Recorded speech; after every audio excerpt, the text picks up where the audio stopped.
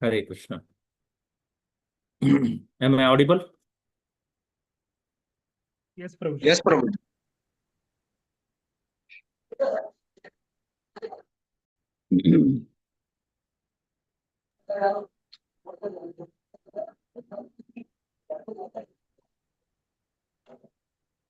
Hare Krishna. So, humble obeisances to all the devotees. So, let us begin with prayers. Om Namo Bhagavate Vasudevaya. Devaya. Om Namo Bhagavate Vasudevaya. Om Namo Bhagavate Vasudevaya. Om Namo Bhagavate Vasudevaya. Vasudevaya. Om Jnana-timirandasya Jnana-anjana-shalakaya Chakshurunmilitam Jena Tasmai Shri Gurave Gurave Namaha. Namaha. Shri Gurave Jai Namaha. Namo Om Vishnupadaya Krishna Krishnaprasthaya Prestaya Bhutale Bhutale Shrimate Srimate Bhakti Bhakti Vedanta Vedanta Swamini Swami Namine Niti Namine Namaste Namaste Saraswati Deve Saraswate Deve Gauravani Gauravani Pracharine Pracharini Nirvishesha Nirvishesha Shunyavadi Shunyavati Paschadadeshtarini. Paschadadeshtarini Jai Jai Shri Shri Krishna Krishna Chaitanya Prabhu Chaitanya Prabhu Nityananda Nityananda Shri Sri Advaita Advaita Gadadhara Gadadhara Srivasadi Srivasadi Gaura Gaura Bhaktaramda Hare Krishna Hare Hare Krishna Krishna Hare Krishna Krishna Krishna Krishna Hare Krishna Hare Hare Hare Hare Hare Rama Rama Hare Hare Rama Rama Rama Rama Rama Hare Hare.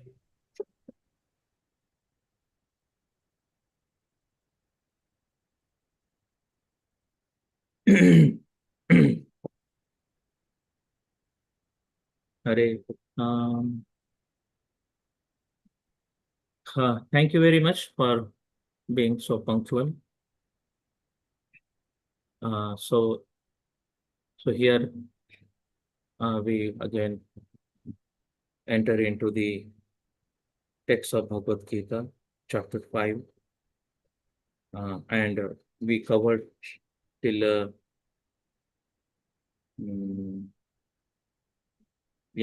text 9.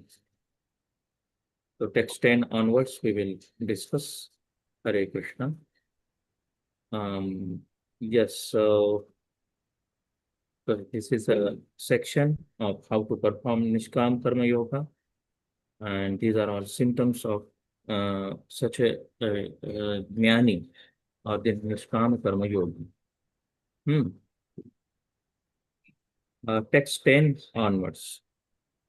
ब्रह्मण्याधाय कर्माणि संगं त्यक्त्वा करोति यः लिप्यते न स पापेन पद्मपत्रविवाम्भसा.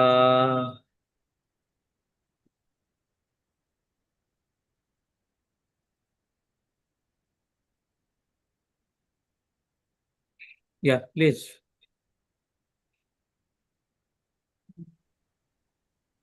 Nitya Krishna Prabhu, can you please read? Sorry, Prabhu. Right now I don't have book with me. Okay. Madhapriya Prabhu, can you please read? Okay, boss. One who performs his duty without attachment, surrendering the results unto the Supreme Lord, is unaffected by sinful action, as the lotus leaf is untouched by water. Yeah. So, Brahmanyadhaya Karmani. That means he work for the Supreme. Brahmanyadhaya Karmani. That means he is not a doer. Supreme Lord is the doer. That's the consciousness he works. Brahmanyadhaya Karmani. Sangam Tyakva Karoti. Sound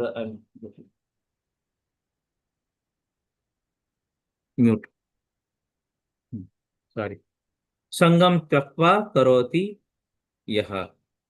Sangam means attachment. Taktva means giving up. Karoti. That means he performs his duty without attachment. Lipyate nasa papena. He is unaffected by sinful action. Padma patra vimambhasa, as the lotus leaf is untouched by water. So this theme comes repeatedly in different texts in a different form. That how because he is not attached to the fruit, there is no reaction. He is not bound in karma.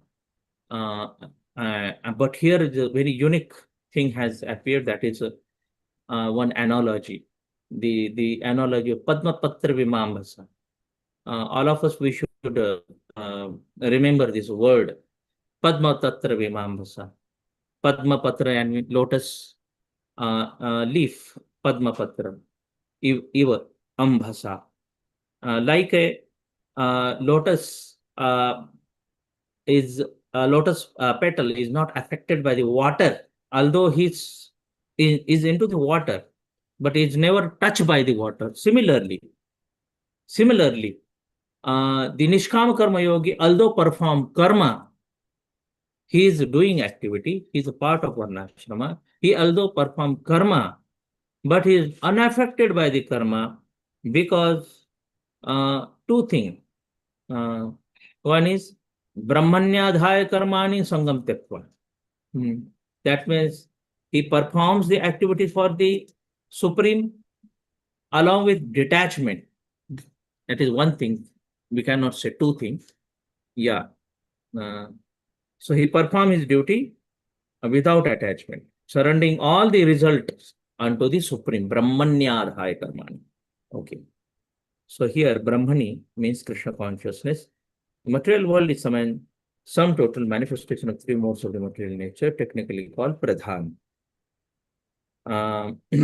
So here, in the purport ahead, it mentioned one who knows perfectly well everything belongs to Krishna, that he is the proprietor of everything, and therefore everything is engaged in the service of the Lord, naturally has nothing to do with the results of his activities, whether virtuous or sinful. Even one's material body being a gift of the Lord, carrying out a particular type of action can be engaged in Krishna consciousness. It is then beyond contamination by sinful reaction, exactly as the lotus leaf, though remaining in the water, is not wet. So the Lord also says in Gita, Mai sarvani karmani sanyasya, resign all the work unto me. 330 only, previous reference is giving. The conclusion is that a person without Krishna consciousness act according to the concept of the material body and senses, but a person in Krishna consciousness act according to the knowledge that the body is the property of Krishna and should therefore engage in the service of Krishna. So this is the consciousness of a person who is dedicated to Krishna. Kayena manasa buddhya kevalayirindriyerapi yogina karma kurvanti sangam tyakpa atma shuddhaye.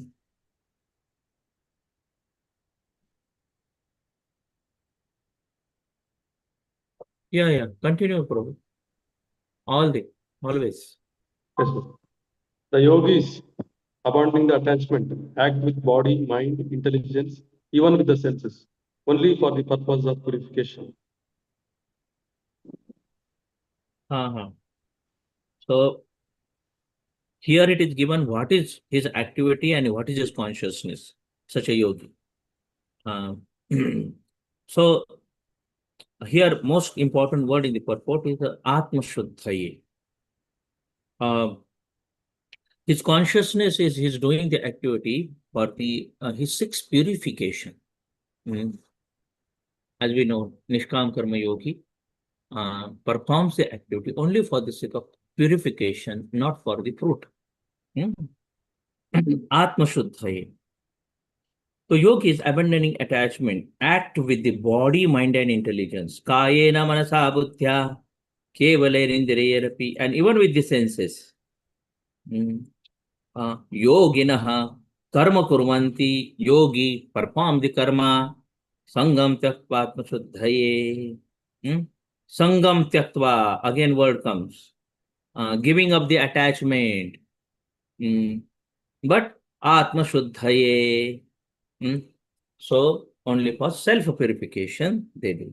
And naturally, a devotee also, whenever we ask him, Prabhu, why are you doing this seva, particular seva? Oh, Prabhu, for my own purification. We say, I'm doing it for my own purification. And that's the consciousness, basically, of a devotee.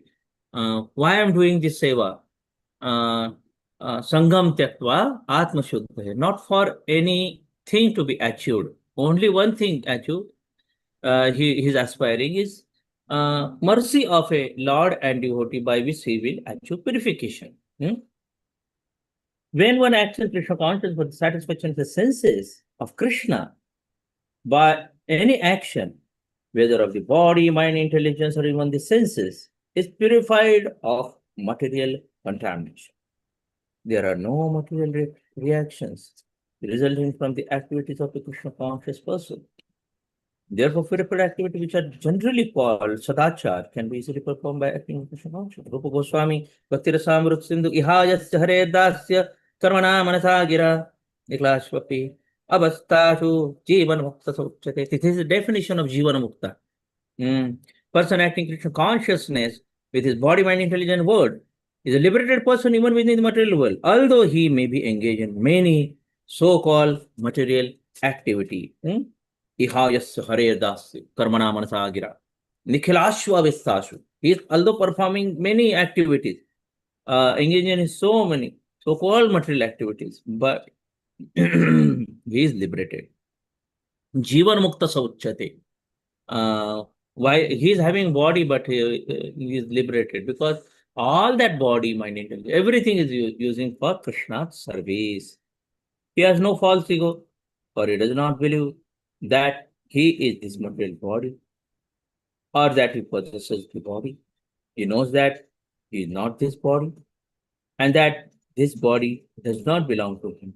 He himself belongs to Krishna and the body too belongs to Krishna. And he applies everything produce.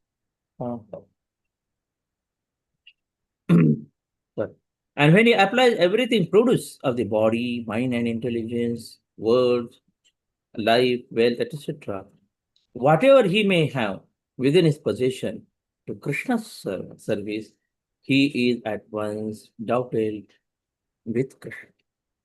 He is one with Krishna and devoid of the false ego that leads one to believe that he is the body, etc. This is the perfect stage of Krishna consciousness.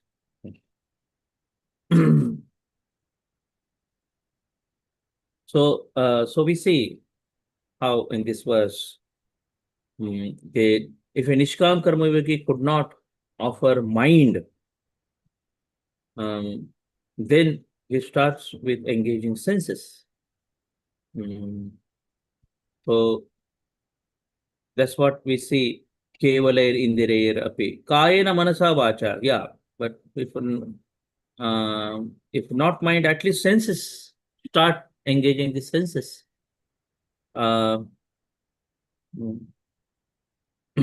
That's why Bhagavad Gita, even further 12.8 verse, Mayyeva manadhasva mayi buddhi niveshaya. So best is always engaging the mind in Krishna consciousness. If not, then at least engage senses. So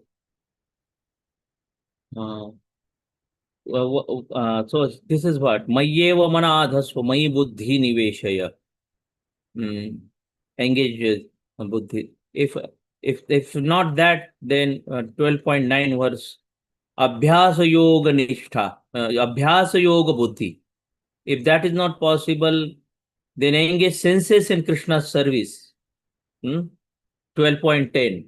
So 12.8, 12.9, 12.10 best is mind. If not mind, always you can engage, then do the Abhyasa Yoga, Swadhyaya, Sadhana. If that also you cannot do, then practically engage your senses. Savai Manah Krishna Padaram Indrayor. That is highest Manah. These yeah, Amrish Maharaj could engage everything. Kayena Manasa Vacha, everything he could engage. So, so it starts with the Kaya, Kaya Rupa Bhakti. Then it becomes Smaranatmak Bhakti, Mananatmak Bhakti. But Kaya Rupa Bhakti is the beginning. And then gradually, Kayena Manasa Buddhya, Kayena first, then Manasa, then Buddhya, Kevale Indrayerapi. So,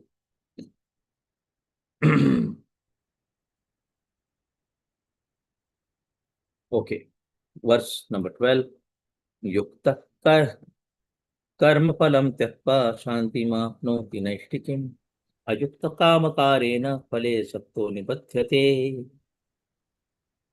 The steadily devoted soul attains unadulterated peace because he offers the result of all activities to me. Whereas a person who is not in union with the divine, who is greedy for the fruits of his labor, becomes entangled. Now, here is a comparison between Bhakta versus Karmi. But of course, Nishkam Karma Yogi and Karmi difference. But Prabhupada will explain Nishkam Karma Yogi as a Bhakta only, Krishna conscious person, and Karmi, conditioned people, those who are not in union with the Lord. And those who are union with the Lord, devoted to the Lord, they attain unadulterated peace. Shanti mapnoti naishtikim. And ayukta, those who are not engaged and they perform work kama karena. Ani phala sakta, they are attached to the phala sakto nibadhyate. They will become entangled in karmic reaction. Because they are greedy for the fruits of their labor. One who is greedy for the fruits of his labor and utilizing the fruit only for his own sense gratification and not for the Brahmanyadhaya karmani, not for the purpose of the Brahman, of the Supreme, then in that case, he is called karmi definition. We say karmi. Because he only work for his own sense gratification, he and his family. That's what his limited world. He thinks that I need to protect the family and the family members will protect me. That's his conception. That is called Kripana mentality. Brahmana mentality versus Kripana mentality. Okay. So ayukta kamakarena phale satto nipatyate. Purport. The difference between the person Krishna conscious person, bodily consciousness is that the forward is attached to Krishna, whereas the latter is attached to the result of his act. A person who is attached to the Krishna and work for him only, a certainly liberated person, and he has no anxiety over the result of his action. Now, Bhagavatam. In the Bhagavatam, the cause of the anxiety over the result of an activity is explained as being once functioning in the conception of the duality, that is, without the knowledge of the absolute truth. Krishna is the supreme absolute truth, the personality of Godhead. In Krishna consciousness, there is no duality. All that exists is a product of Krishna's energy, and Krishna is all good. So, bhayam dvitiya abhinivsya tasyat, basically. Yeah. So here we see actually how verse number 7 to 12, these are all symptoms of Nishkam Karma Yogi. Now we are ending that section almost. And we see these verses are really applicable equally even for the bhakti yogi. Because bhakta also performs all this activity for the purification. Equally, it is that. That's why in purport we see Prabhupada, whatever mentioned, is perfectly applicable. All Nishkam Karma Yogis, his consciousness and all the qualities are perfectly. And why and how he performed the duty, what are his symptoms, everything is applicable for the Bhakti Yogi also. So that's what we need to look into in our Krishna consciousness as a personal application when we go through these verses, that why I came to Krishna consciousness. What is the purpose why I came to Krishna consciousness? I'm here so many times, Brahmanyadhaya karma, Sangam Tetva Karoti, Padmatra Vimambasa. That means we are not in Krishna consciousness for any gain or puja, labh or pratishtha. But unfortunately, a sadhaka get into in the name of this seva. Sometimes he may get completely enveloped by so-called weeds in a bhakti, and he gives the import, and the weeds grows, and not the bhakti lata. So Krishna consciousness goes in background and post position. Am I getting the facilities? So post position and the facilities are in the front, and Krishna consciousness is in background, and thus a bhakta is also is a leading so-called bhakti or mundane religion. So that's what. So one need to learn from these verses that we should only aspire for the using the kaya and manasa and vacha kevala indriyarapi yogina karma kurvanti sangam tatva atma shuddhaye. For only self-purification we are performing services. Now next section, verse number 13 onwards. So this section is a very wonderful section where we will see the role of Jivatma, role of Paramatma, and role of Prakriti.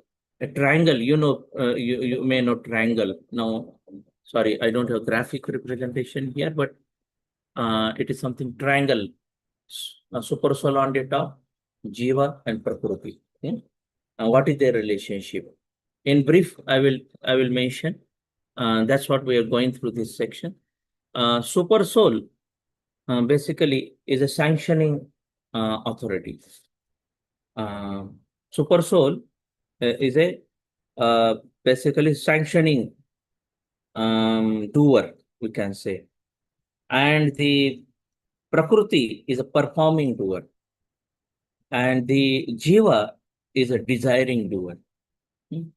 And now we will see their basically these qualities in the 3 verses. 13 shloka is about the role of a Jiva, that means soul.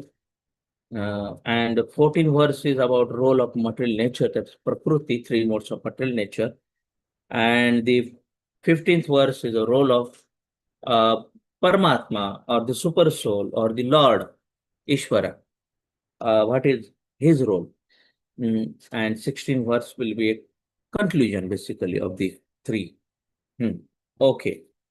13th verse. Sarvakarmani manasa sanyasyaste. Yeah. We need to recite verses, right? Please recite these 4 verses. Sarvakarmani manasa. Sarvakarmani manasa. Sarvakarmani Sarvakarmani manasa. Sanyasyaste sukham vashi.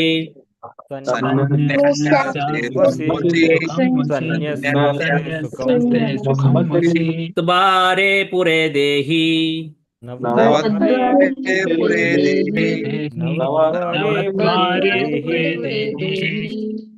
Naiva kurvanna karayan.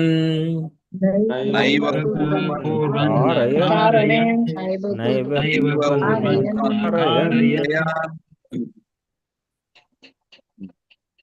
न कर्तृत्वं न कर्माणि कर्तृत्वं कर्माणि कर्तृत्वान् न कर्माणि लोकस्य सृजति प्रभु लोकस्य सृजति लोकस्य सृजति प्रभु न कर्म फल संयोगम कर्मफलसंयोगं कर्मफलसंयोगम् स्वभावस्तु प्रवर्तते स्वभावस्तु प्रवर्तते स्वभावस्तु वर्तते नादत्ते कस्यचित् पापम नादत्ते कस्यचित् पापं नादत्ते कस्यचित् पापं न चैव only 2 times, not 3 times. न चैव सुकृतं विभुः न चैव सुकृतं विभुः इव सुकृतं विभुः अज्ञानेनावृतं ज्ञानम् ज्ञानावृतं ज्ञानं ज्ञानावृतं ज्ञानं तेन मुह्यन्ति जन्तवः तेन मुह्यन्ति जन्तवः तेन मुह्यन्ति जन्तवः ज्ञानेन तु तदत्तत् ज्ञानम् ज्ञानेन तु तद्ज्ञानं ज्ञानेन तु तद्ज्ञानं येषां नाश्रितमात्मनः नाशितमात्मनः नाशितमात्मनः तेषामादित्यवत् ज्ञानम् क्षामादित्यवज्ञानं क्षामादित्यवज्ञानं प्रकाश प्रकाशयति तत्परम् प्रकाशयति प्रकाशयति तत्परम् तत्परं प्रकाशयति तत्परम् हरे कृष्ण. तो सर्व कर्माणि मनसा सन्न्यस्यास्ते सुखं वशी नवद्वारे पुरे देहि नैव कुर्वन्न कारयन्. When the embodied living being controls his nature and mentally renounces all actions, he resides happily in the city of 9K, the material body, neither working nor causing work to be done. Yeah. So yeah. So this is about the Jivatma, the embodied living entity. So living being controls his nature and mentality, renounces all action, and that way he resides happily in the city of 9 gates, neither working nor causing work to be done. Now, this is the role of a Jivatma. So here, the embodied soul lives in the city of 9 gate. This body is made up of 9 holes. So that's why it is called a city of 9 gate. Puranjan story comes, and the conversation of Narad Muni and Prachini Barhishat. And there, this story comes, this concept comes of the city of 9 gate. Okay, and basically it is mentioned in the Bhagavad Gita. Here is a reference: Navadvare Pure Dehi. So the activities of the body or the figurative city of the body are conducted automatically by its particular modes of nature. The soul, although subjecting himself to the condition of the body, can be beyond those conditions if he so desires. Owing only to the forgetfulness of his superior nature, he identifies with the material body and therefore suffers. So, yaya sammohito jiva. So in this way. Therefore, when one takes to Krishna consciousness, one at once becomes completely aloof from the bodily activities in such a controlled life in which his deliberations are changed. He lives happily within the city of Nine Gate. नवद्वारे पुरे देहि हंसो लेलायते वहि वशिः सर्वस्य लोकस्य स्थावरस्य चरस्य च. So this is a verse from Shvetashvatar Upanishad. The supreme personality of Godhead, who is living within the body of living entity, is the controller of all living entity, all over the animals. Body consists of 9 gates: 2 eyes, 2 nostrils, 2 ears, 1 mouth, 1 anus, 1 genital. The living entity in his condition state identify himself with the body. But when he identifies himself with the Lord within himself, he becomes he becomes just as free as the Lord, even while in this body. Yeah. So okay. So that's the Jivan Mukta.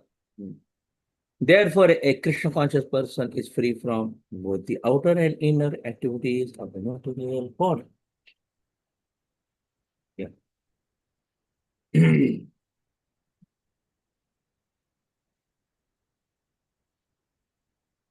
So, such a jiva basically is detached. We know the detached example like coconut, especially wet coconut versus dry coconut. Wet coconut, the inner part is attached basically to the body. Very difficult to remove. And when it becomes dry coconut, then gudu gudu gudu gudu gudu gudu gudu sound comes inside. Yeah. So now he is detached. So that's what. When he becomes detached from the 9 gates, and is free from both the outer and inner activities of the material body, then he is liberated. Yes. And now what next? What is the role of modes or the material nature or prakriti, swabhava? That is mentioned in 14. न कर्तुं कर्तृत्वं न कर्माणि लोकस्य सृजति प्रभो न कर्मफल संयोगं स्वभावस्तु प्रवर्तते. The embodied spirit, master of the city of his body, does not create activities, nor does he induce people to act, nor does he create the fruits of action. All this is enacted by the modes of material nature. So swabhavastu pravartate. Here, modes of material nature, word comes swabhava. Pravartate, it happens because of swabhava, enacted by the modes of material nature. Okay. Modes of material nature, prakriti is made up of, as we know, sattva, rajas, and tamaguna. So out of this, the jiva is, as we say, he is a desiring doer, and prakriti is basically facilitating or performing doer. So here, when we say jiva is who is then responsible, whether Lord is responsible, prakriti is responsible, or jiva is responsible. Ultimately, jiva is responsible because he is desiring. That's why Lord is fulfilling that desire as per what he deserves through prakriti. Prakriti is what? Prakriti is simply a medium to provide jiva the facility or the punishment, whatever. So the jiva is the doer That means, why then Jiva is the responsible? Because of Vasana. What Vasana? Vasana of a previous impression, this life impression. Because of that, he is desiring. I want this. Uh, I want this. And the Lord is also hears. Uh, then Lord may provide. Paramatma may sanction and tell Prakriti, oh Prakriti, please give him because he is desiring, and as per his quota of karma, he deserve it, give him. And if as per, he may desire, living entity may endeavor also to gain the thing, but he don't deserve it, then Lord will say, no, let him suffer. So that's the way.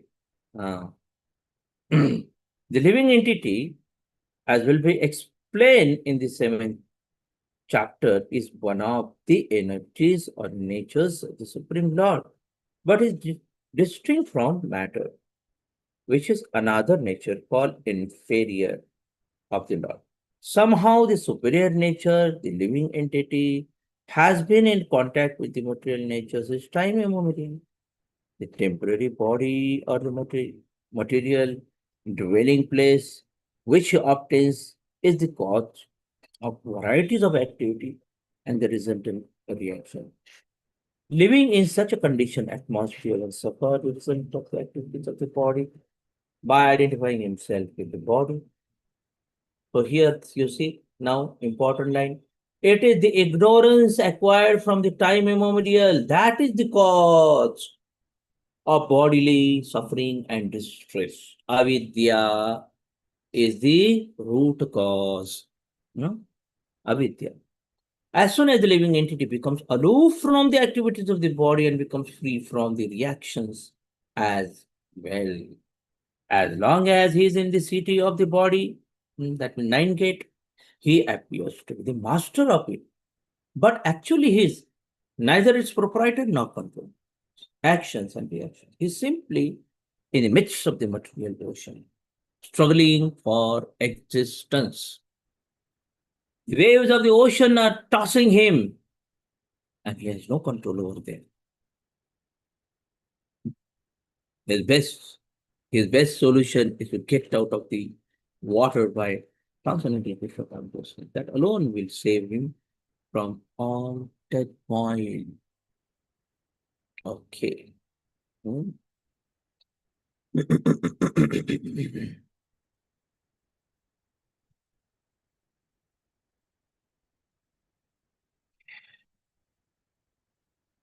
So now we will see the role of a Paramatma, role of a Lord in the verse 15. Nadatya kasyachit papam chaiv sukritam vibhu ajnanena vritam jnanam tena muhyanti jantabha. Nor does the Supreme Lord assume anyone's sinful or pious activities. Embodied beings, however, are bewildered because of the ignorance which covers their near knowledge. Okay.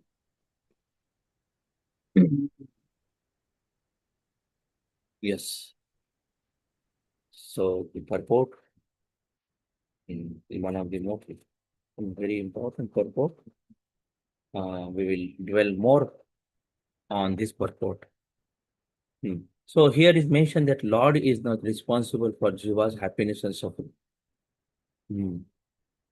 Nor does the Lord assume anyone sinful or pious activities. Embodied beings, however, are bewildered because of avidya. So ajnanena avrutam jnanam tena muhyanti jantava. Here jantu it is called jantu. Jantavaha. What is that? Jiva. We are like a jantu. So, and ajnana is the actually original envy, cause of fall of jiva. Ajnana avrutam. So who is responsible for jiva's suffering? Not Lord. But what then? Jiva swabhav, his vasana. So, and that's why Jiva, since time immemorial, he is envious of the Lord. He has turned away his face from the Lord. Krishna Bahirmukha Jiva, Bhogavansha Kare. He has turned away his face from this because you want to enjoy. So, after turning away from the Krishna, then what is the cause? It is Swabhava of a Jiva is the cause. Krishna bhuli जीव भोगवांछा करे निकटस्थ माया तारे झपटिया धरे. So, because he want to do bhogavamcha. That's why, as per his swabhava, he's attached to the sense gratification, and that becomes his cause of entanglement. And why he does that? Ajnane navrutam jnanam. अज्ञान ने ज्ञान को आवृत किया है. Yeah, that's why he is bewildered. He is in Maya. Purport: the Sanskrit word vibhu. The first line, nadatya kaschit yat papana cheva sukritam vibhu. That vibhu means the Supreme Lord, who is full of unlimited knowledge, riches, fame, beauty, and renunciation. Bhagavan is. He is always satisfied in himself, undisturbed by sinful or pious activities. He does not create a particular situation for any living entity, but the living entity bewildered by the ignorance to be put into the certain condition of the life, and thereby the chain of action. So, what? Bewildered by ignorance and desires. One is avidya, and second is also mentioned desire of living entity. So one is his ignorance and second is desire. A living entity is very, living entity is by superior nature full of knowledge. Nevertheless, he is prone to be influenced by ignorance. The Lord is omnipotent, but the living entity is not. The Lord is vibhu, omniscient, but the living entity is automatic, because he is a living soul. He has the capacity to desire by his free will. Here is a problem. What is that? Free will. Such a desire is fulfilled only by the omnipotent Lord. And so, when the living entity is bewildered in his desire, the Lord allows him to fulfill those desires, but the Lord is never responsible for the action and reaction of the particular situation which may be desired.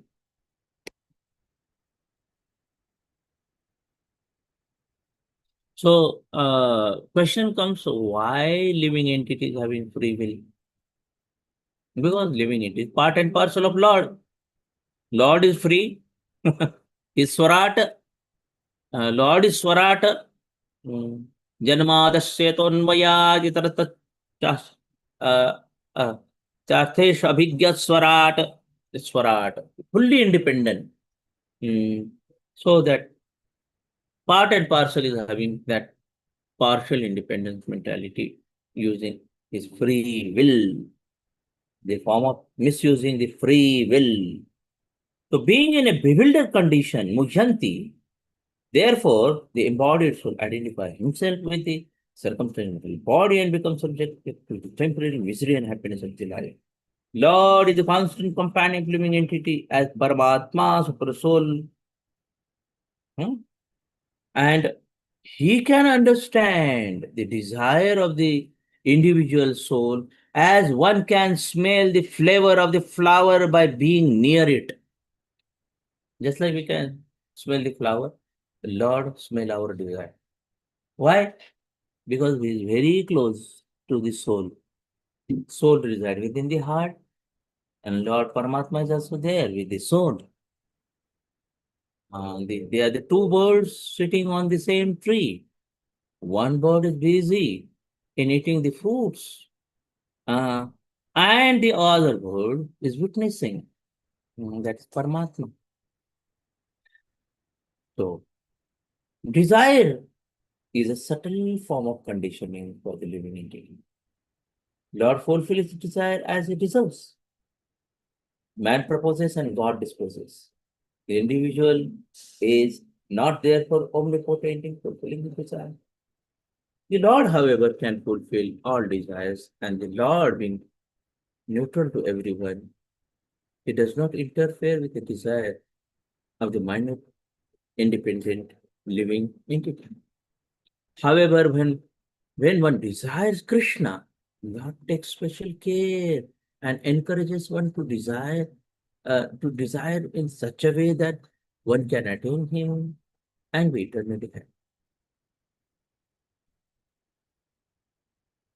The Vedic hymns therefore declare, Eshu ev sadhu karmani कारयति tam yamye le lokebhyo उन्निनिशते एष एव साधु कर्म कारयति yam adho ninishate. The Lord engages the living entity in pious activity so that he may be elevated. The Lord engages him in impious activity so that he may go to hell. Adnyo jantur anishoyam atmanah sukha dukhayoh Ishvara prerito gachet swargam vashpa adhrabam evacha. So, living entity is completely dependent on his distress and happiness. By the will of the Supreme, he can go to heaven or hell as a cloud is driven by the air. Therefore, the embodied soul, by his immemorial desire to avoid Krishna consciousness, causes his own bewilderment. Consequently, although he is automatically eternal, blissful, and cognizant due to the littleness of his experience of the he forgets his constitutional position of service to the Lord and thus entrapped by the desires. But the Lord neither hates nor likes anyone, though he appeared so. Bhagavad Vedanta Sutra.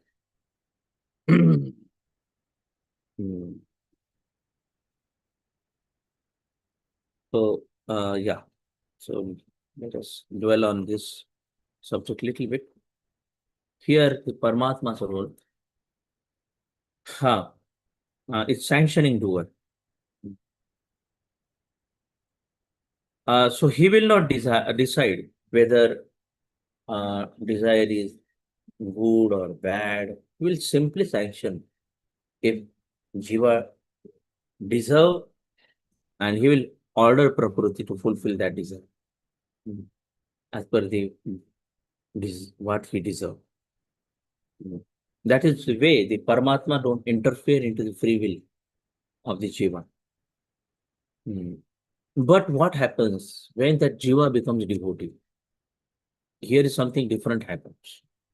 When the Jiva becomes devotee, then he prays to the Lord to take away his free will. He prays to the Lord, "Oh Lord, kindly help me to cross over this impediment in the bhakti." He prays sincerely. And then he come out and again, he as per Prakriti and Vasana, he try to act in a particular way. If he want to exercise, then again, his free will. So when Jiva becomes devotee and pray to the Lord to take away his free will, but that's not the case of the non-devotee. Non-devotee want to exercise the free will, and devotee he want the Lord to take away his free will. These are the two differences: non-devotee and devotee. And for devotee,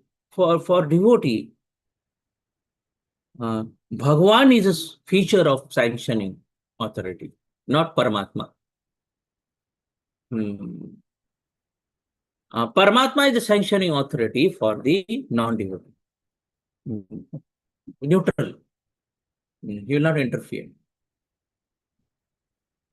But for devotee, Bhagwan feature is sanctioning authority. And then Bhagwan will punish that his devotee in such a way that he will learn a lesson and come back to Lord. He will not sanction if it is not favorable for his bhakti. He will not facilitate that sense gratification for the devotee. If he has sincerely prayed to the Lord, oh Lord, please save me from this vasana, this anartha. Oh Lord, please let me not fall. Sincerely prays. Then Lord will take care of him. Although there may be some circumstantial fall down, chances of fall down, oh, that time then Lord will punish him, give such a kick. You are my man. How can you do that? Misuse your free will. You are my man. So Bhagwan will punish his devotee in such a way that he will learn a good lesson and then he'll fall back to the Lord. Oh Lord, thank you very much. You saved me. So Lord will slap a devotee.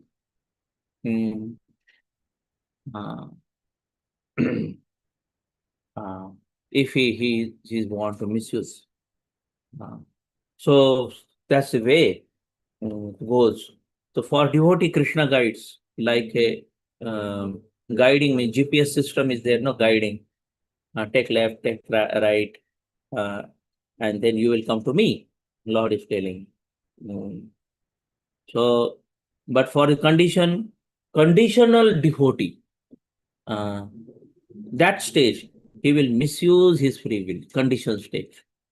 But Krishna still guide rightly till he reaches to him.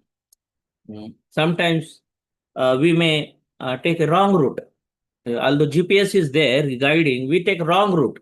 Still that GPS will adjust. Oh, no, okay, you did mistake. Now you take this route. Then after that, again we may do mistake. Instead of taking first right, we may take second right. Then again GPS will adjust. Okay, you have done mistake, but still this is the route, new route. You come to me. Ultimately, you come to me. So this is the reciprocation of the Lord with the devotee.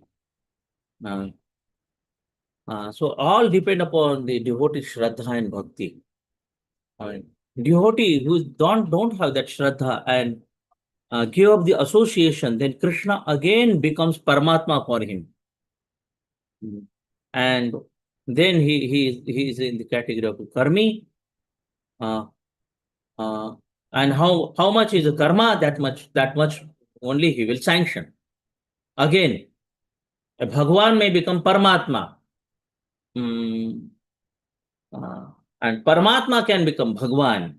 It's all depend upon whether he want to continue bhakti, especially bhakti and it's all depend upon Shraddha and bhakti. Devotees with Shraddha and somebody devotee may be there, weak Shraddha, malleable faith. And he, because of that, he give up association of devotee. Then that time, then he will act as a Paramatma. And that fall down, basically, generally, biggest fall down happens because of philosophical fall down is a very dangerous than the sensual fall down. Yeah, that's what we learned from the shloka. Swabhavastu pravartate.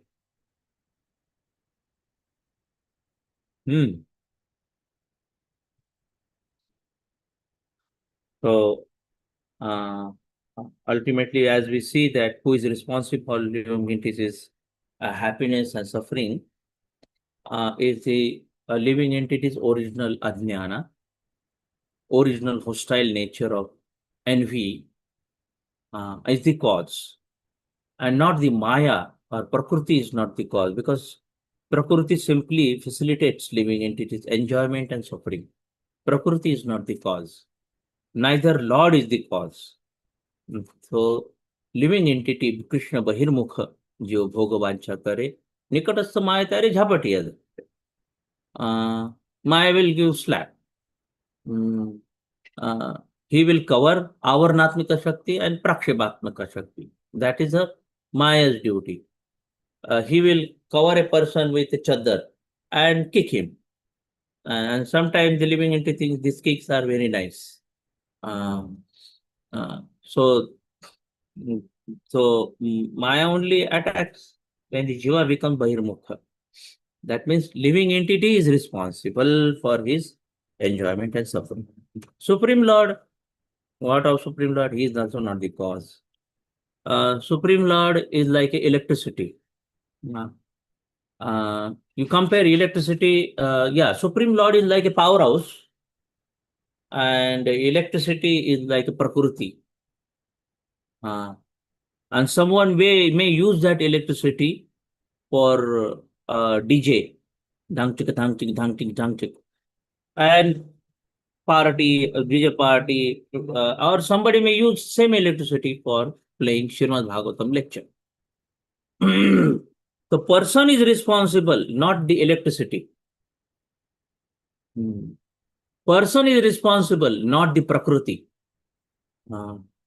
Electricity can be used for refrigeration, or electricity can be used for heating purpose also. It is up to the user. And MECB board or the KSB board here is like a Lord who supply that electricity to empowers the Prakriti to facilitate people. Okay. Yeah. So ultimately, the modes are responsible.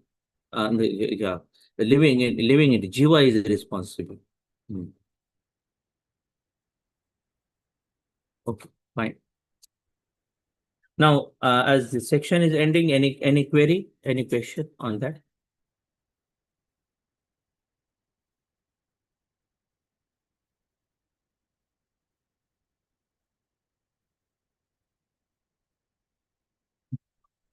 Yeah.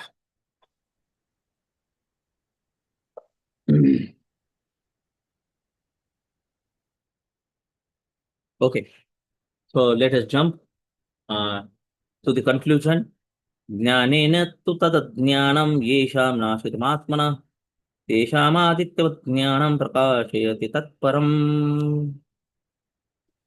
When, however, one is enlightened with the knowledge by which nescience is destroyed, then his knowledge reveals everything, as sun lights up everything in the daytime.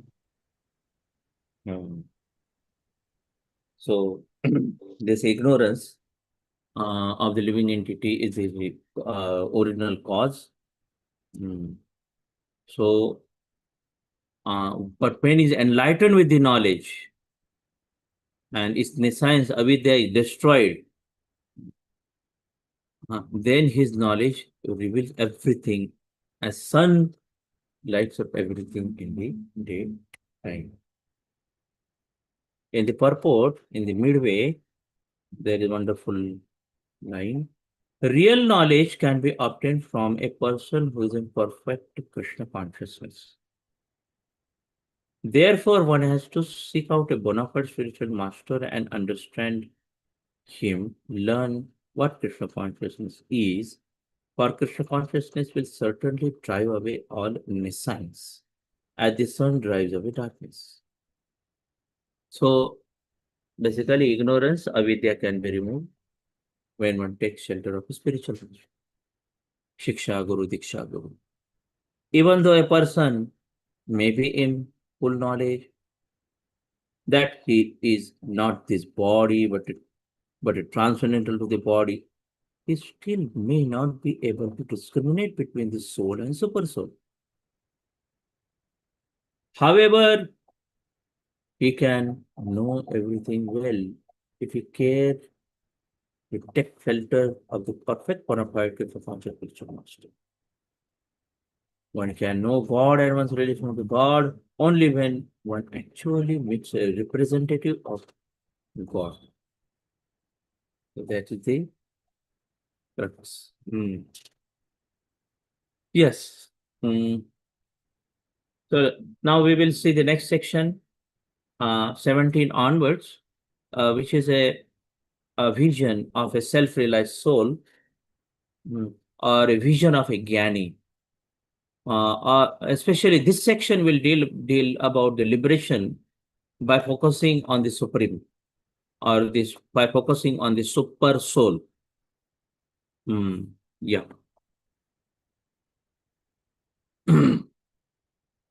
So when one's intelligent, okay, yeah.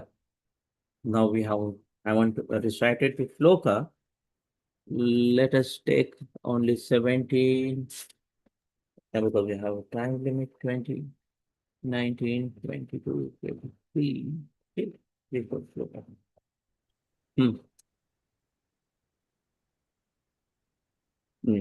Please recite. Tad buddhayastadaatmanas.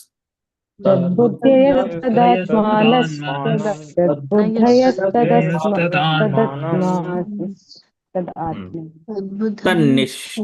tatparayana.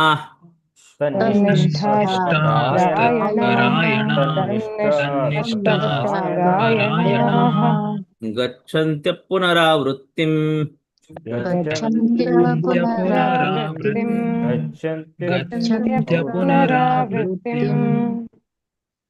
Jnana nirdhuta kalmashaha.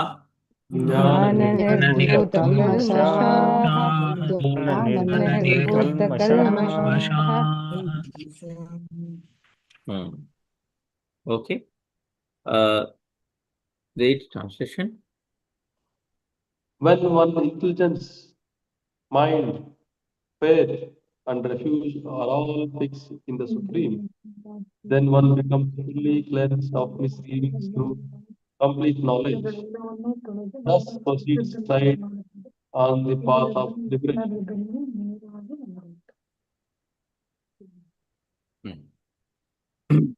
So here it is mentioned, what are all things? Buddhi, Atmanas, Nishtha. That means one's intelligent, mind, faith, and refuge are all fixed in the Supreme. So here, Supreme means here Krishna. Okay. When all fix on Krishna, then one becomes fully cleansed of misgivings through complete knowledge, and thus proceeds straight on the path of liberation. So liberation by focusing on Supreme through mind, faith, refuge. Yeah. The Supreme Transcendental Truth is Lord Sri Krishna, and the whole Bhagavad Gita centers around the declaration that Krishna is Supreme Personality Godhead. That is the version of the Vedic literature. Paratattva means the Supreme Reality, which is understood by the knowers of the Supreme as Brahman, Paramatma, and Bhagwan. Bhagwan is the Supreme Personality Godhead, the last word in the Absolute.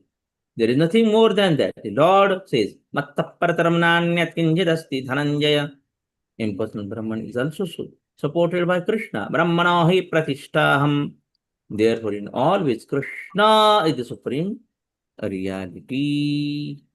One whose mind, intelligence, faith, reviews are always in Krishna, or in other words, one who is fully Krishna consciousness and now to be washed clean of the misgivings, and is in perfect knowledge and in everything and perfect knowledge in everything concerning transcendence. A Krishna conscious person can thoroughly understand that there is duality in Krishna. Duality in Krishna. And equipped with such transcendental knowledge, one can make steady progress on the path of liberation. So, Achinta Bheda Vedatattva. Simultaneous identity The identity and the individual. Okay. Yes. So, so next shloka will deal about the equal vision of a self-realized person. Previous shloka was about how the Jnani, his focus is on the Lord, and that's why that leads to liberation. He's on path of liberation. Focus means everything, mind, faith, and everything, the Lord. And now, such a person is having equal vision. Samadarshanaha. Vidya Vinaya Sampanne Brahmane Gavihastini Shuni Chaiva Shvapake Cha Pandit. Okay, we will recite this verse. Vidya Vinaya Sampanne Vidya Vinaya Sampanne Vidyavanaya Sampanne Brahmane Gavihastini Brahmane Brahmane Gavihastini Gavihastini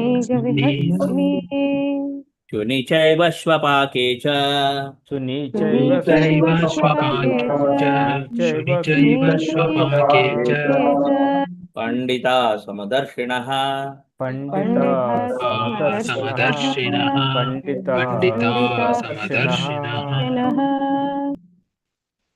Purport. The humble sages, by virtue of true knowledge, see with equal vision a learned and gentle Brahmana, a cow, an elephant, a dog, and a dog-eater outcast. So this is a vision of a self-realized soul, or we can say characteristic of an enlightened, liberated Nishkama Karma Yogi or Bhakta. Samadarshinaha. So Krishna conscious person does not make any distinction between species or caste. Brahmana and the outcast may be different from the social point of view. Dog, cow, and elephant may be different from the point of view of species, but the differences of the body are meaningless from the viewpoint of a learned transcendentalist. This is due to the relationship to the Supreme. For the Supreme, by his plenary portion, and the Paramatma is present in everyone's heart. And this is real knowledge. The bodies are the material productions of the different modes of the material nature. But the soul and the super soul within the body are of the same spiritual quality. Yeah, that means soul and super soul within the ant body is of the same quality as the soul and super soul within a human body. What difference is the body? Because they have attained that body because of the Prakriti, their Swabhava, the three modes of material nature. Yeah. But inside substance is real substance. Vastava Vastu is the soul, is the same quality, Satchidananda. So such a self-realized soul, what is his, he is on the Brahman platform. So that is platform of sameness or equanimity. And he has already conquered condition of birth and death. And that comes in the next verse. That is verse number 19 of Brahman platform. What is a Brahman platform? What is that equal vision? Ihaiva terjitam sargo. Please repeat. Tarjita sargo Ihaiva tarjita sargo Yesham samme stitam manaha. Yesham samme sthitam manaha Yesham samme sthitam manaha Nirdosham hi samam brahma. Nirdosham hi samam निर्दोषं हि समं ब्रह्म तस्मात् ब्रह्मणि ते स्थिताः तस्मात् ब्रह्मणि ते स्थिताः तस्मात् ब्रह्मणि ते But those whose minds are established in sameness and equanimity have already conquered the conditions of birth and death. They are flawless like Brahman, and thus they are already situated in Brahman. So they are flawless like Brahman. That means they are free from enjoying mentality. Basically, flawless. And thus they are already situated in Brahman. Samatvam. Ihaiva tejita sargo isham samas. Nirdosham samam Brahma tasmat Brahma. Hmm. Hmm.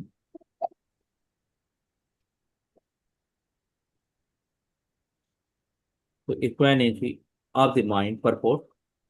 Equanimity of the mind, as mentioned above, is the sign of self-realization. So that is called basically samatvam yogam uchyate. Samatvam yogam uchyate. Yeah, those who have actually attained to such a stage should be considered to have conquered material conditions, specifically birth and death. As long as one identified with the body is considered conditioned soul, but as soon as he is elevated to the stage of equanimity through realization of himself, he is liberated from the conditioned life. In other words, he is no longer subject to the birth in the material world. He can enter into the spiritual sky after his death. The Lord is flawless because he is without attraction or hatred. Yeah. Similarly, when the living entity is without attraction or hatred, he is also becomes flawless and becomes eligible into the spiritual sky. So, such a soul is liberated, and their symptoms are described below. So, this is the 20th verse, which is symptom of self-realized person and how a self-realized person act. So that's what symptoms of the Brahma Yoga Yuktatma. Brahma Yoga Yukta Atma. What are his symptoms? So basically, as we have seen in the second chapter, Sita Pragyasya Ka Bhasha. So Kimma Sita Brajeta Kim. So those qualities, and here the qualities of the self-realized soul, almost same symptoms of the Sita Pragya. Because he is also Thira Buddhir Sammudho. He is free from the bewilderment because of the connection with the body. Now let us see that verse 20, symptoms of a self-realized person. Na prabhushet priyam prapya. प्रहृष्येत प्रियं प्राप्य न प्रहृष्येत प्रियं प्राप्य no द्विजेत प्राप्य चा प्रियम. No द्विजेत् प्राप्य च प्रियम् स्थिरबुद्धिरसम्मूढो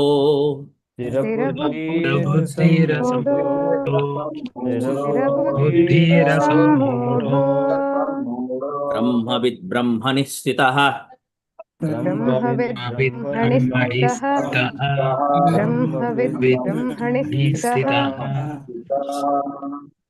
Purport: a person who neither rejoices upon achieving something pleasant nor laments upon obtaining something unpleasant, who is self-intelligent, who is unbewildered, and one who knows the signs of God, is already situated in transcendence.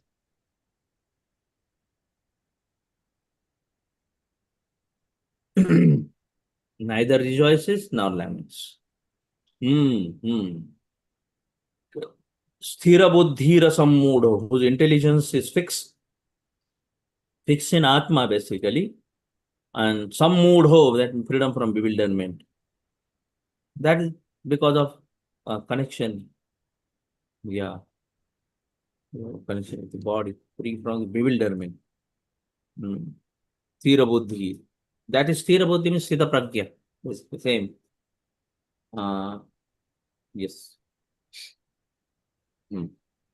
Why then he is not rejoices or laments? Then same come param drushta nivartate, because he has achieved the higher thing. He will not rejoice or lament for something on the bodily platform, pleasing or unpleasant. Sthira buddhi. Okay. Purport. So the symptom of this self-realized person are given herein. The first symptoms is that he is not illusioned by the false identification of the body with his true self. He knows perfectly well that he is not this body, but is fragmental portion of Supreme Personality body. He is therefore not joyful in achieving something, nor does he lament in losing anything which is related to this body. So this statement of this steadiness of the mind is called sthira buddhi or self-intelligence. So, na pravrushet priyam prapya no dvijet prapya cha priyam. So here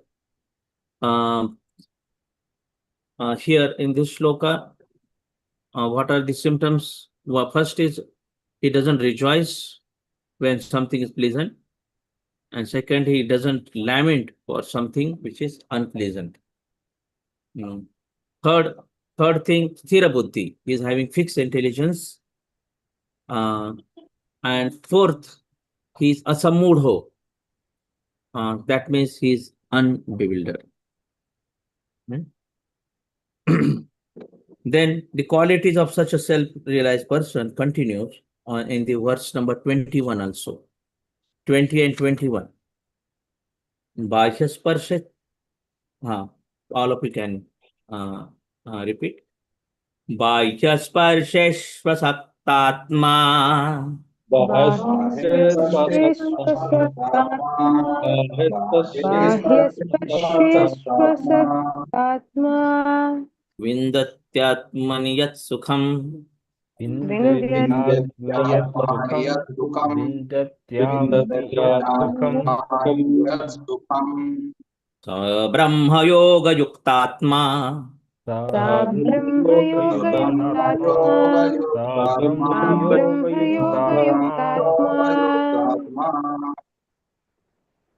Sukham kshayamashnodhe. अक्षयमश्नुते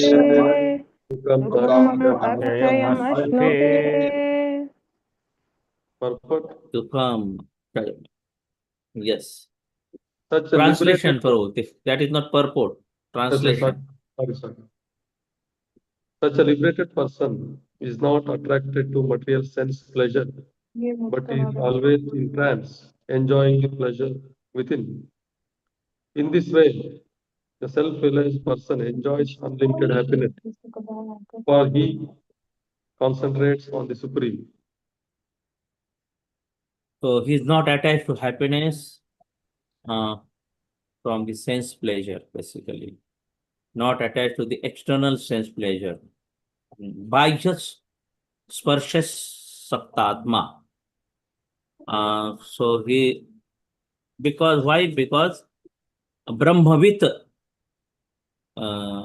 he is a Brahmavit. By just Brahma Yoga Yuktatma. Because previously, the previous 20th verse only Brahmavit, Brahmani Sthita. That because he knows the science of God and situated in trance, Brahmani Sthita.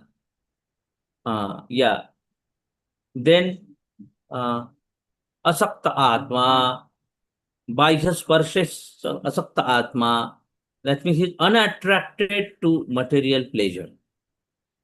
And especially bahya sparsha, basically, it is Maithun life, that means sex pleasure. Bahya sparsha, asakta atma, is not attached to that pleasure. Bahya sparsha, asakta atma, unattracted to material pleasure, basically. And then akshayam sukham, word come, akshayam sukham aksham, asnute, sukham akshayam. That is, akshay sukh means enjoys pleasure within. Akshaya sukham, जिसका कुछ क्षय नहीं होने वाला, ऐसा Akshay, and that means unlimited pleasure. Akshay सुखम, स ब्रह्म योग युक्त आत्मा, because he is Brahma Yoga. He has understood realized the Paramatma. So these are the symptoms of a self-realized person. So let us revise again. In the 20th verse, almost 6 symptoms of a self-realized person are mentioned. First is na pravrishet priyam prapya. That means doesn't rejoice something pleasant. No dvichet prapya cha priyam. That means doesn't lament for something unpleasant. Sthira buddhir.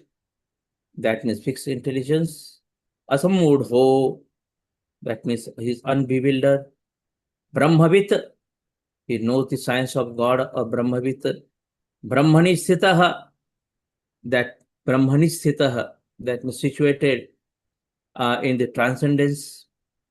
And then Bahya Sparsheshva Saktatma, Asakta Atma, that means unattached to the material pleasure.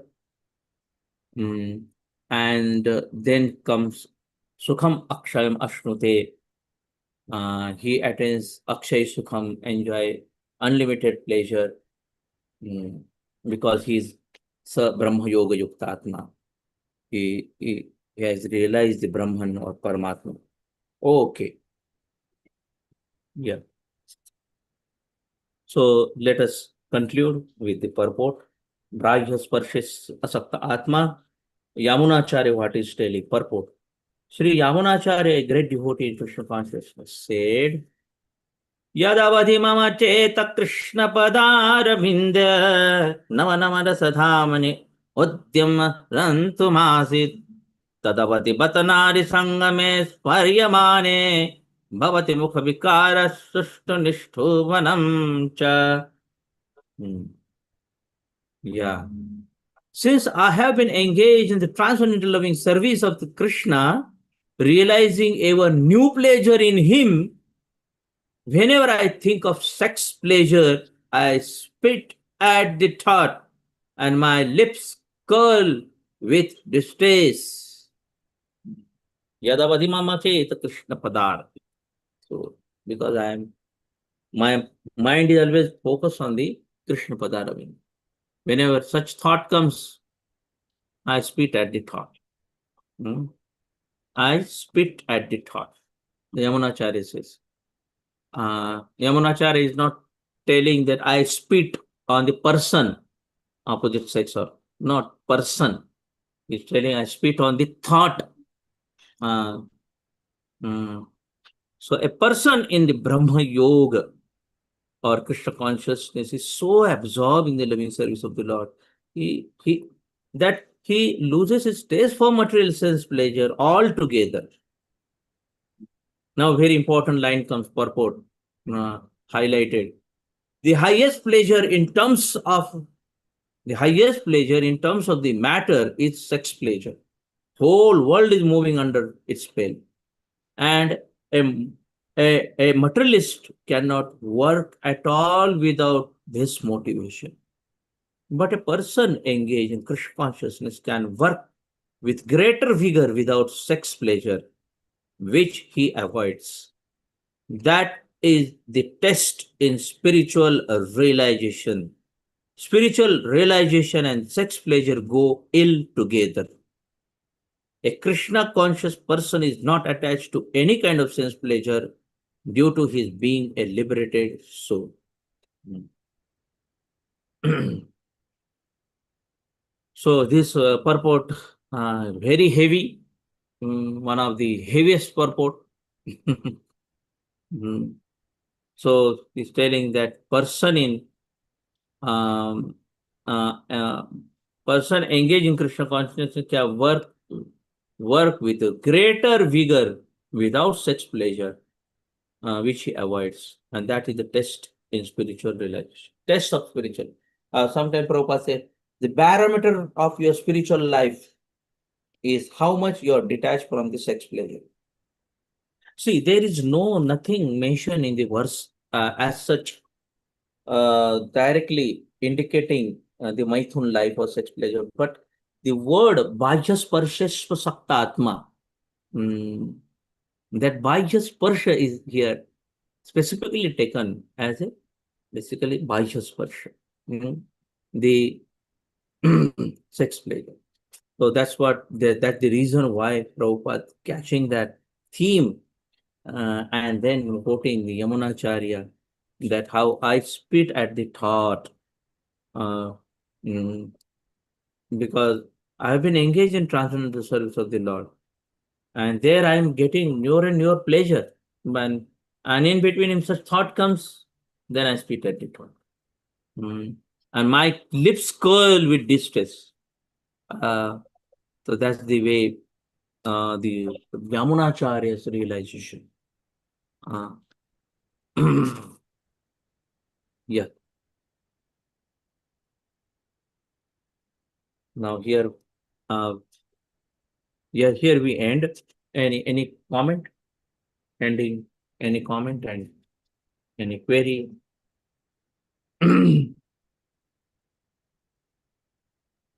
Hare Krishna. Are we going with the good speed, and are you absorbing, and is it okay? If you have any feedback, let me know. I hope everybody understand, because sometimes I may not read the whole purport because that is not supposed to be every time. But all of you should read that section with all purports. And if you delay reading, then you may not feel connected. So immediately, if you read the purport, or if you read purport and join the class, that is always good. Okay. Now, a few things which I want to make announcement before we end this week. See, more 9 verses are there. Yeah, 8 verses are remaining. Yeah. So next class, I'll announce the date, yet not decided, because next week is a Gaur Purnima, and we will not have classes on Monday, Tuesday, and Wednesday. Tuesday is a Gaur Purnima, I think, and next when I will announce the date, probably that time, that week, a whole we need for 6th chapter. Some section of the 6th chapter will get covered, and then next week, then again when we come together, that time we will have exam on the first 6th chapter, closed book exam. Closed book exam means those all the closed book exam questions kindly refer to student handbook. And the student handbook, kindly go through each and every chapter. There are almost 10 to 15 questions, many questions, small questions are given. And at the end, there are analogies. Kindly please note down. Analogies also they're part of the exam, not just question. So questions and analogies will come in the exam. Exam will be of it is of almost 100 mark or 50 mark. Well, let us see. And 1.5 hour duration. Some of you can finish it within half an hour also. It is up to you. So closed book exam almost will come on the month of March, next month. And along with this closed book exam, I'll also take offline, and this exam will be offline, not online. And those who are from Belgavi, some of the devotees are joining from Belgaum. So for them, I will take exam whenever I'm coming there. Personally, they need to come. I will give a time slot for them. They should come daytime, basically. I will call in the temple. They can come and sit and give exam. Or sometimes, or I may ask for some of the devotees there to sit and witness when you give exam, because it is closed book. You are not supposed to open your book. Closed book means closed book. You are not supposed to open your book, neither your mobile. So, and also you are supposed to submit open book assignment. Have I mentioned which are the 2 questions for the open book assignment for you? Do you remember? So there are 2 questions of open book assignment. Anybody knows? Question number, yeah, those who have a mark in the open book assignment, kindly. No, I need to. I don't have exactly the student handbook in front of me. If you have student handbook, please see. Prabhuji, Yes, yes. Prabhuji, it is page number 67, open book assignment questions. Yes, yes. Whether I mentioned, have you tick mark the 2 questions? Yes, Prabhuji, only 2 questions are there here. Yeah. Bhagavad Gita, chapter 1 to 6, only 2 questions are there on page number 67. Only 2 questions are there, right? Those 2. And I think last time you had told we have to write minimum 1,000 words for the answers. Yeah. Yes. And sample answer paper, how to write, how the mark systems are given, it is there in the beginning. You see, there is one sample open book assignment, how to write. Okay, and you refer. That is a guide for all of you, how to write open book assignment. It is not that if you write 4 pages, you will get more mark. And those who will write 1 page, he will not. Sometimes one may write 1 page, that is 1,000 only word, but essentially he has understood the concept. You should not copy paste. You should write the things as per what you understood. Don't copy paste as it is from the purport. Although Prabhupada say you just repeat my words as it is, yeah. But in spirit, you should not just copy. Understand it and write. Okay.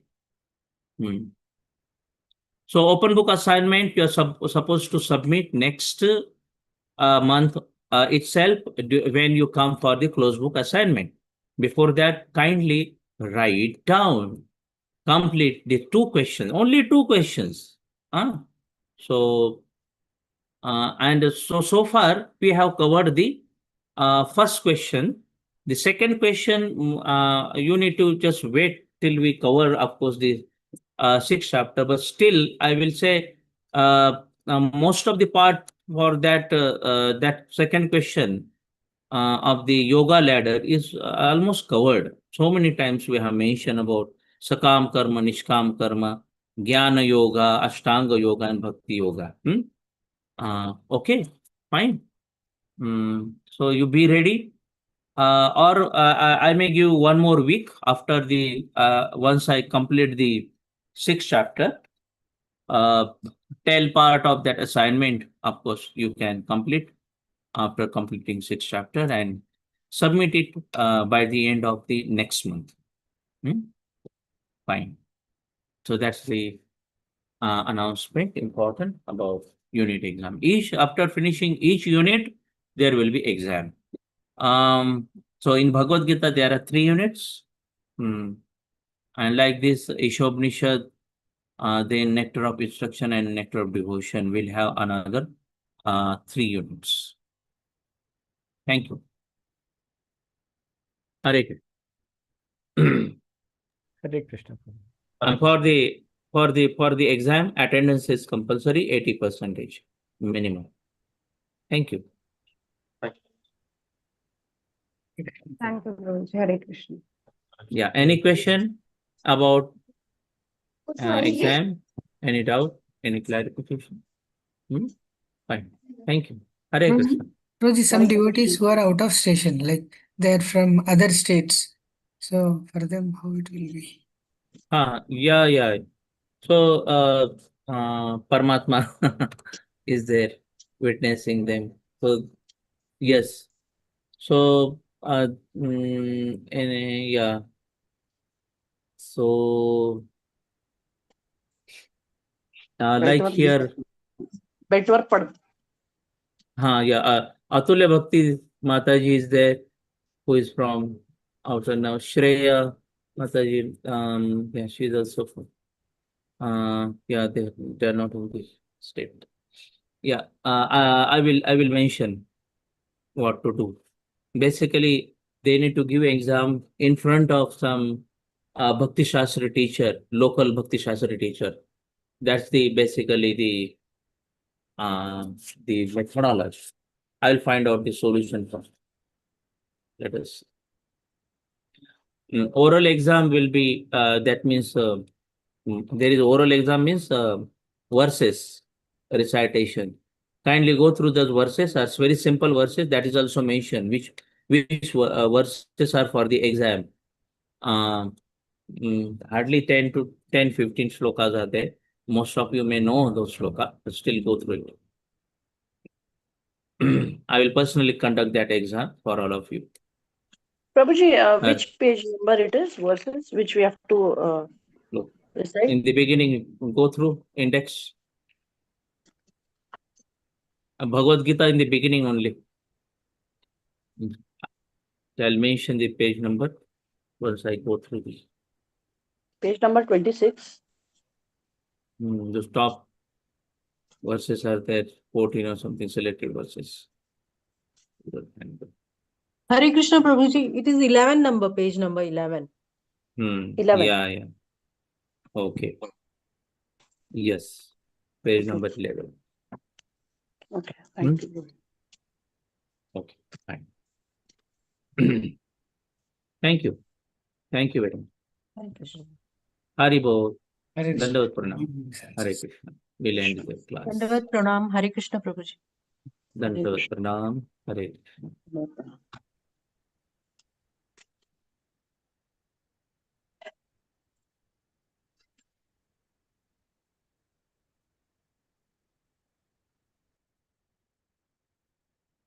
అమ్మ ఎవడు